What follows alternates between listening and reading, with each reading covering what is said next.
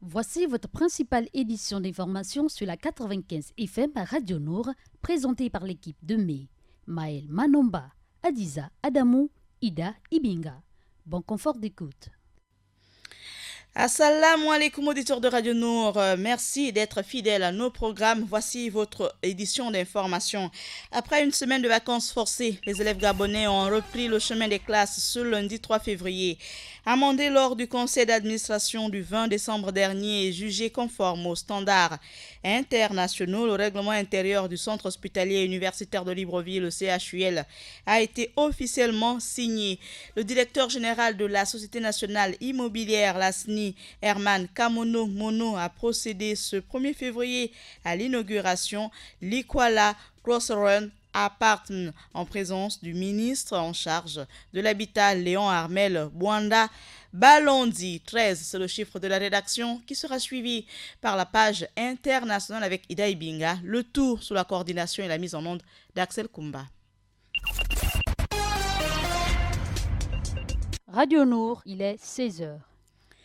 Le syndicat de l'éducation nationale, associé des parents d'élèves et gouvernement, se sont accordés le 31 janvier dernier à l'issue d'une troisième rencontre. Le 31 janvier dernier, les organisations syndicales du secteur éducation, celles réunissant les parents d'élèves et le ministre de l'Éducation nationale, ont, à l'issue de leur troisième rencontre, opté pour la reprise des cours ce lundi 3 février après une semaine de vacances forcées pour les élèves à cause de la peur d'enlèvement d'enfants qui a entraîné le chaos une semaine plus tôt. Le gouvernement nous a présenté les garanties de sécurité que nous allons vérifier à l'épreuve des faits sur le terrain. Donc, à la suite de cela, nous nous sommes convenus avec l'administration pour une reprise des cours dès le lundi 3 février à partir de 7h30.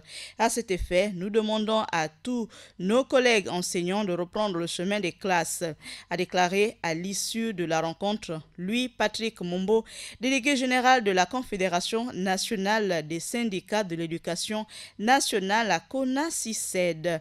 Précisons que cette troisième rencontre a particulièrement été marquée par la participation du procureur adjoint de la République. Il a indiqué que les mesures de sécurité prises sont la mise à contribution des forces de l'ordre, la présence de la police scolaire dans les établissements, la formation des auxiliaires de sécurité, tout comme la communication par la police de numéros d'urgence.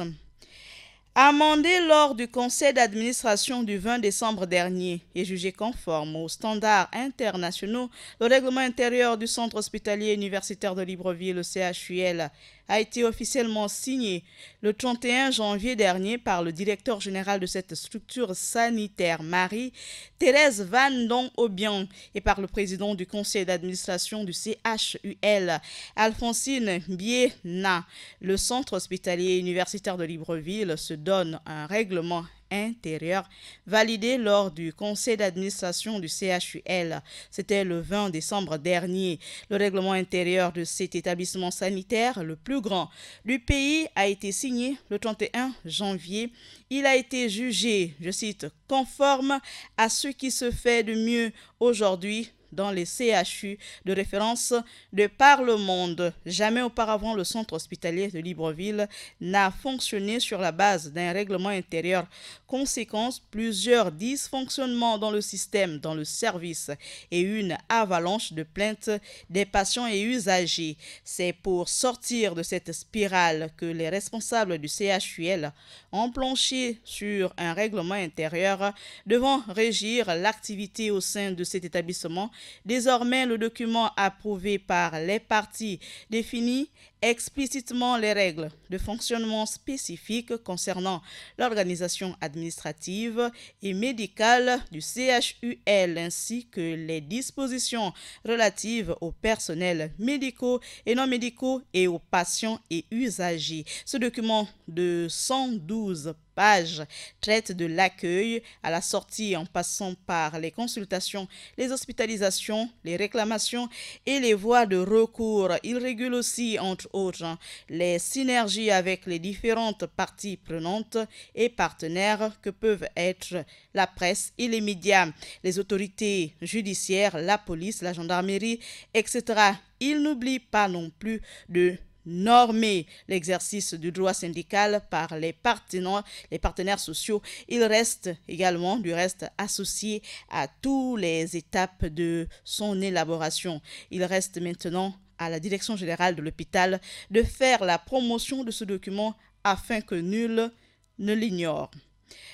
Le directeur général de la Société nationale immobilière, la SNI, Herman Kamono-Mono, a procédé ce 1er février à l'inauguration de l'Ikwala Crossroad Apart en présence du ministre en charge de l'habitat, Léon Armel Bwanda Balondi.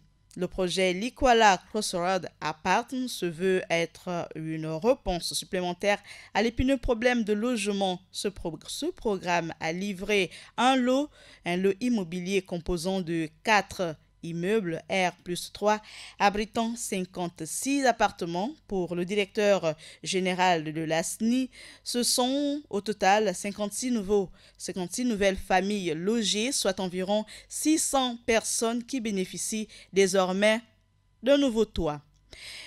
Le bilan, il faut parler du bilan avec le chiffre de la rédaction qui est 13, bien sûr. Le bilan augmente pour l'épidémie de coronavirus. Les États africains multiplient les dispositions. Oui, les États africains multiplient les dispositions et les dispositifs de prévention.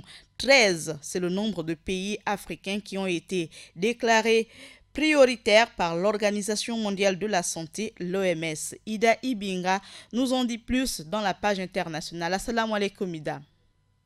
Wa alaikum salam Maël. Voici le sommaire de notre actualité internationale.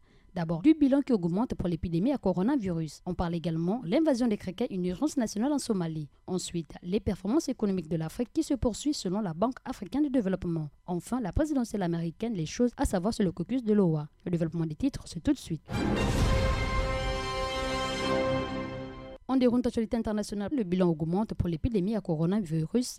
Alors que les États africains multiplient les dispositifs de prévention, le virus semble toquer avec insistance à la porte du continent africain. 13 pays africains ont été déclarés prioritaires par l'Organisation mondiale de la santé. Il s'agit notamment de l'Afrique du Sud, l'Algérie, l'Angola, la Côte d'Ivoire, la République démocratique du Congo, l'Éthiopie, le Ghana, le Kenya, l'île Maurice, le Nigeria, la Tanzanie, l'Ouganda et la Zambie.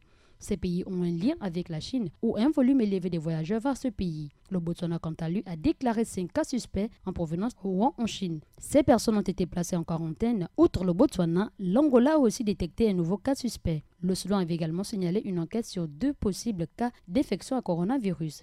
De ce fait, des dispositions de contrôle ont été mises en place dans plusieurs aéroports du continent. Selon l'actualité africaine, parlait de l'invasion des criquets, une urgence nationale en Somalie. L'Organisation des Nations Unies pour l'alimentation et l'agriculture affirme que l'invasion des criquets pèlerins dans la corne de l'Afrique est la pire depuis 25 ans. Mais la Somalie a déclaré que l'infestation actuelle des criquets pèlerins dans le pays était une urgence nationale. Le ministre de l'Agriculture a décrit des essaims comme étant de taille inhabituelle. Selon la FAO, un essaim de criquets peut regrouper des millions d'individus qui peuvent consommer en 24 heures la même quantité de nourriture que près de 35 000 personnes. Et dans le cas de la Somalie, il est à craindre que l'infestation ne soit pas contenue avant la saison des récoltes en avril faute de moyens de lutte conséquents. Un manque de moyens qui, selon un agronome, aura de graves conséquences sur l'alimentation des populations déjà meurtries par des attaques d'insurgés.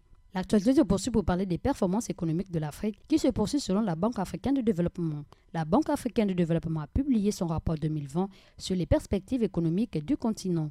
Un rapport placé sur le thème de la formation de la main-d'œuvre de demain. Et pour stimuler la croissance et la productivité, la Banque africaine de développement demande aux États africains d'investir plus dans le capital humain. Il n'en demeure pas moins que les performances économiques en Afrique, selon la Banque africaine de développement, avec un taux de croissance du PIB réel du continent de 3,4% l'année dernière. Il devrait augmenter d'un demi-point cette année et légèrement dépasser 4%, soit 4,1% en 2021. Une croissance tirée par une trentaine de pays sur les 54 que compte le continent. La Banque africaine de développement souligne que 6 des 10 économies à la croissance la plus rapide au monde se trouvent désormais en Afrique. Le Rwanda avec 8,7%, la Côte d'Ivoire 7,4%, l'Éthiopie 7,4%, le Ghana 7,1%, la Tanzanie 6,8% et enfin le Bénin 6,7%. Cependant, l'institution financière panafricaine révèle que pour la première fois en plus d'une décennie, la croissance est en grande partie le résultat des investissements, surtout dans les infrastructures plutôt que dans la consommation ou exportation des matières premières. On refait l'actualité internationale pour parler de la présidentielle américaine, les choses à savoir sur le caucus de l'OA. Ce lundi 3 février, les yeux des Américains sont rivés sur l'OA. Ce tout petit État rural du Midwest est le premier à voter pour les primaires qui désigneront les candidats de chaque parti à la présidentielle de novembre prochain. Les caucus et les primaires permettent de choisir quels candidats représenteront les partis démocrates et républicains à la présidentielle du 3 novembre prochain. Soulignons que chez les démocrates, 11 candidats sont en lice. Chez les républicains, moins de suspense, c'est Donald Trump, le président sortant, qui sera choisi. Même si 2 autres petits candidats se présentent face à lui, les républicains de l'OA organisent tout de même un caucus et d'autres États ont annulé le leur. Merci Maël, merci Fidel Luther, c'est tout pour cette page internationale. Merci Dibot Ida Ibinga. Merci également Axel Kumba pour avoir assuré la mise en onde de votre édition d'information que vous pouvez retrouver à 20h, à 23h et à 8h. Le direct est à 16h comme chaque jour. À la présentation, Maël Manomba de Mouabi. Bon confort d'écoute sur Radio Nour. Assalamu alaikum. C'était votre édition d'information sur Radio Nour 95 FM, présentée par l'équipe de mai, Maël Manomba, Adiza Adamou, Ida Ibinga. À la réalisation, Axel Kumba. Merci d'avoir choisi Radio Nour pour vous informer. Assalamu alaikum.